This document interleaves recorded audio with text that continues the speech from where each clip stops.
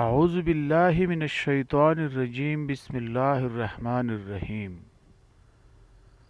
حضرت عبد الرحمن بن سہل بن حنیف رضی اللہ عنہ فرماتے ہیں کہ نبی کریم صلی اللہ علیہ وآلہ وسلم اپنے گھر میں تھے کہ آپ پر یہ آیت اتری، بسم اللہ الرحمن الرحیم، وَاصْبِرْ نَفْسَكَ مَعَ الَّذِينَ يَدْعُونَ رَبَّهُمْ بِالْغَدَاةِ وَالْعَشِيِّ۔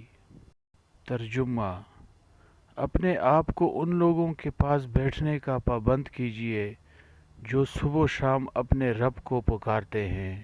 نبی کریم صلی اللہ علیہ وآلہ وسلم اس آیت کے نازل ہونے پر ان لوگوں کی تلاش میں نکلے۔ ایک جماعت کو دیکھا کہ اللہ تعالیٰ کے ذکر میں مشغول ہے۔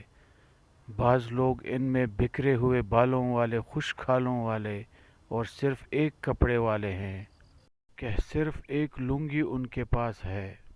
جب نبی کریم صلی اللہ علیہ وآلہ وسلم نے ان کو دیکھا تو ان کے پاس بیٹھ گئے اور ارشاد فرمایا، تمام تعریفیں اللہ تعالیٰ ہی کے لیے ہیں جس نے میری امت میں ایسے لوگ پیدا فرمائے کہ مجھے خود ان کے پاس بیٹھنے کا حکم فرمایا ہے۔